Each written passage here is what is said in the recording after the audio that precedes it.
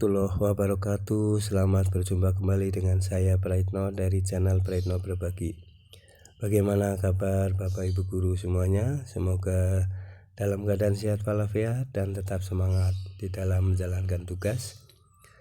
Baik Bapak Ibu Guru, untuk video kali ini saya akan menyampaikan tentang rangkuman materi dan latihan soal IPAS ya, kelas 4 SD bab 5, yaitu temanya cerita tentang daerahku. Nah, materi ini penting sekali ya untuk rambu-rambu Bapak Ibu Guru di dalam menyampaikan materi IPAS semester 2. Dan untuk anak-anak bisa untuk belajar ya, untuk menggali konsep-konsep materi tentang IPAS pada semester 2 ini. Baik, mari kita kaji isinya ya. Inilah rangkuman materi IPAS kelas 4 SD bab 5 cerita tentang daerahku kurikulum merdeka ini. 1. Kerajaan-kerajaan yang pernah berkembang di Nusantara dipengaruhi oleh 3 corak budaya, yaitu Hindu, Buddha, dan Islam. Masuknya Hindu-Buddha ke Indonesia dibawa oleh para pendeta Brahmana dan pedagang India. Agama Islam masuk ke Indonesia melalui para pedagang yang berasal dari Arab, Persia, dan Gujarat. Faktor-faktor yang mempengaruhi masuknya Islam ke Indonesia: kekuatan kerajaan Hindu-Buddha seperti Majapahit dan Sriwijaya mulai melemah. Kerajaan-kerajaan yang berada di bawah kekuasaan Hindu-Buddha mulai melepaskan diri dari raja-rajanya termasuk agama Islam, memeluk agama Islam. Kerajaan bercorak Hindu yaitu Kutai, berdiri tahun 400 Masehi, pusat kekuasaan Kalimantan Timur. Nama raja Kudungga Aswawarman Molawarman. Peninggalan atau prasasti stupa berbentuk tugu batu bertuliskan huruf Pallawa. B. Tarumanegara, berdiri 450 Masehi, pusat kekuasaannya di Bogor, Jawa Barat.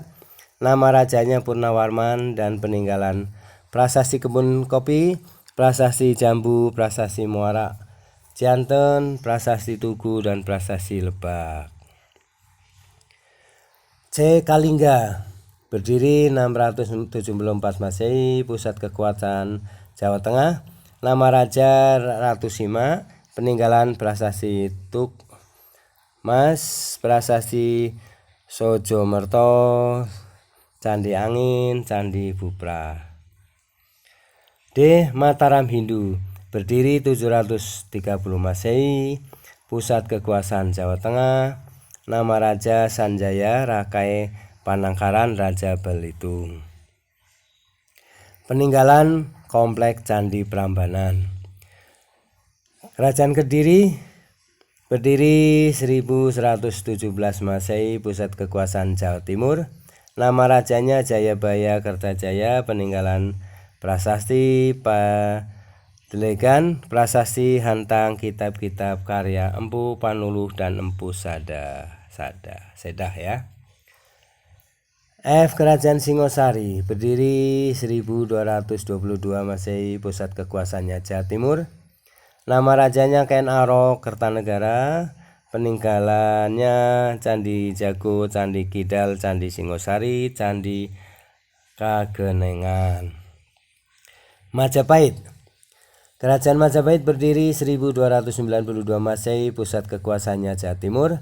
Nama rajanya Raden Wijaya Jayanegara Hayam Wuruk, peninggalannya Candi Penataran, Candi Tikus, Candi Sumber Jadi. Kitab Negara Kertagama Larangan karangan Empu Prapanca yang menuliskan kata Pancasila. Kemudian kerajaan bercorak Buddha. Kerajaan Sriwijaya, berdiri 600 Masehi, tahun 600 Masehi. Pusat kekuasaan Sumatera Selatan. Nama rajanya Balaputra Dewa Sri Sangrama Wijaya. Peninggalannya adalah Prasasti Gadukan Bukit, Prasasti Talang Tuo, Prasasti Telaga Batur, Prasasti Kota Kapur. Kerajaan Mataram Buddha berdiri 750 Masehi, pusat kekuasaannya Jawa Tengah. Nama Raja Banur Wisnu Indra Samaratungga. Peninggalan Candi Kalasan, Candi Sewu, Candi Pawon, Candi Mendut, Candi Borobudur, Candi Ngawen. 7. Kerajaan bercorak Islam. A. Samudra Pasai, berdiri abad 13. Pusat kekuasaannya Nanggro Aceh Darussalam. Nama rajanya Sultan Malik As-Saleh, Sultan Malik At-Tahir, Sultan Ahmad Zainal Abidin. Peninggalan batu nisan makam Sultan Malik As-Saleh, cakra donya sebagai hadiah dari Kaisar Cina. Aceh, Kerajaan Aceh, berdiri 1514 Masehi. Pusat kekuasaan Nanggro Aceh Darussalam. Nama Raja Ali Muhayyad Salahuddin Alauddin Riayat Shah, Sultan Iskandar Muda. Iskandar Sani, Sultan Iskandar Muda.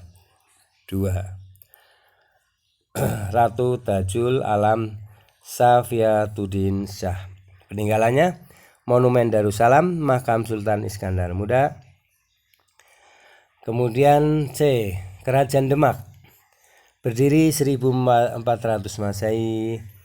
Pusat kekuasaannya Demak, Jawa Tengah. Nama rajanya Raden Patah, Adipati Unus, Sultan Trenggono, Pangeran Hadiwijaya. Peninggalannya Masjid Agung Demak, piring campa, saka tatal atau tiang utama masjid, yaitu disebut saka tatal, beduk dan kentongan. Kerajaan Banten berdiri 1400 Masehi. Pusat kekuasaannya Serang, Banten. Nama rajanya Sultan Hasanuddin, Syekh Maulana Yusuf, Maulana Muhammad, Pangeran Ratu, Sultan Ageng Tirtayasa.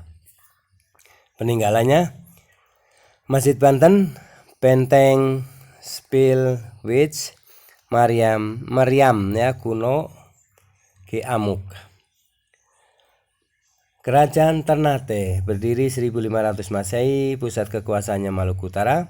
Nama raja Sultan Zainal Abidin, Sultan Hairun Alauddin Riayat Shah, Sultan Babullah. Peninggalan Istana Sultan Ternate, Benteng Kerajaan Ternate, Masjid Ternate. Kerajaan Tidore berdiri 1500 Masehi. Pusat kekuasaannya Maluku. Nama raja Sultan Mansur, Sultan Nuku. Peninggalan benteng peninggalan Portugis dan Spanyol. Kerajaan Goa berdiri 1600 Masehi. Pusat kekuasaannya Makassar, Sulawesi Selatan. Nama raja Sultan Alauddin Muhammad Said, Sultan Hasanuddin. Peninggalan benteng ujung Pandang, makam Sultan Hasanuddin. Peninggalan masa kerajaan Hindu-Buddha, yaitu candi. Candi merupakan bangunan kuno yang dibuat dari batu sebagai tempat pemujaan, penyimpanan abu jenazah raja-raja, pendeta-pendeta Hindu atau Buddha pada zaman dahulu. Arca.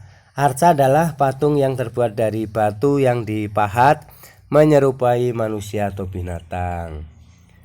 Seni ukir. Hasil seni ukir atau seni pahat yang dapat dijumpai sebagai hiasan pada dinding candi. Karya sastra. Peninggalan kitab-kitab bersejarah seperti Kitan, Kitab Sutasoma karya Amputan Tular, yang mana terdapat kalimat Bhinneka Tunggal Ika sebagai semboyan Persatuan Negara Indonesia. Bahasa dan tulisan. Peninggalan dari masa kerajaan Hindu-Buddha yang menggunakan bahasa Sanskerta dengan tulisan huruf Pallawa seperti yang tertulis pada prasasti-prasasti. Peninggalan masa kerajaan Islam, yaitu masjid. Salah satu peninggalan Islam di Indonesia yang paling banyak ditemukan yaitu masjid. Kemudian batu nisan, bentuk bangunan penanda dimakamkannya jenazah seseorang. Seni pertunjukan, seni yang digunakan oleh para ulama terdahulu sebagai media untuk menyebarkan agama Islam seperti wayang, seni tari, dan seni musik. Karya sastra.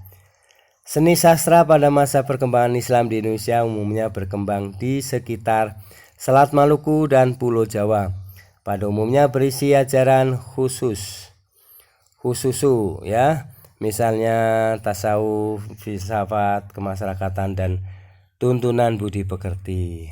Kaligrafi, yaitu kaligrafi adalah suatu seni menulis huruf Arab dengan gaya dan susunan yang indah. Peninggalan kaligrafi pada masa Islam dapat ditemukan sebagai hiasan ukir dan tulis.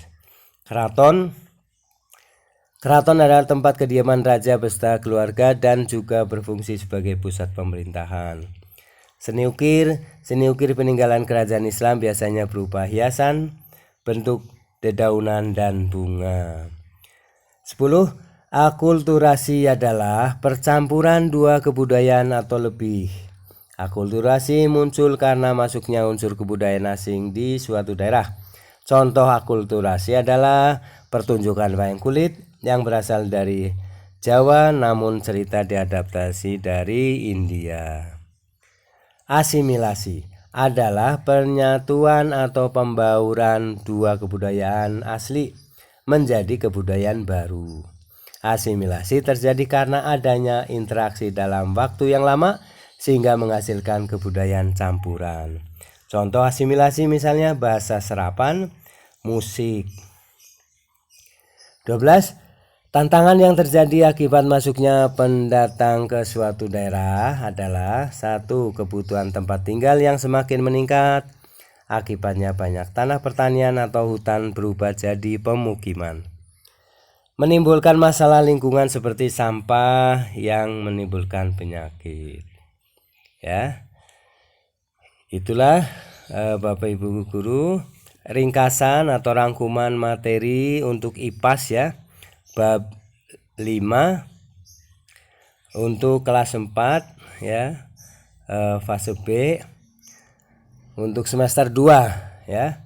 Jadi tadi adalah rangkuman materi IPAS kelas 4 SD, bab 5 cerita tentang daerahku yang termasuk dalam semester 2 ini.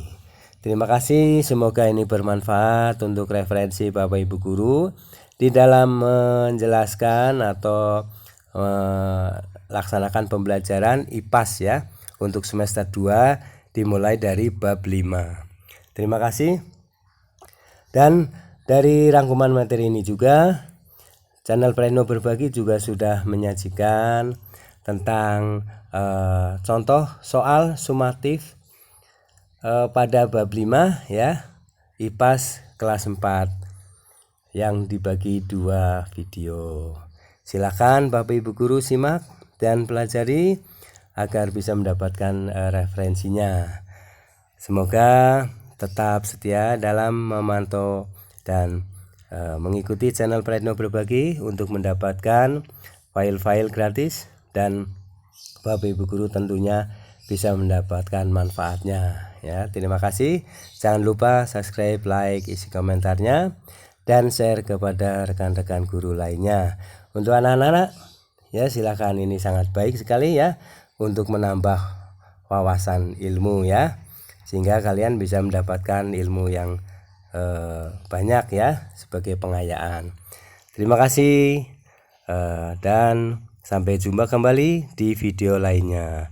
Assalamualaikum warahmatullahi wabarakatuh.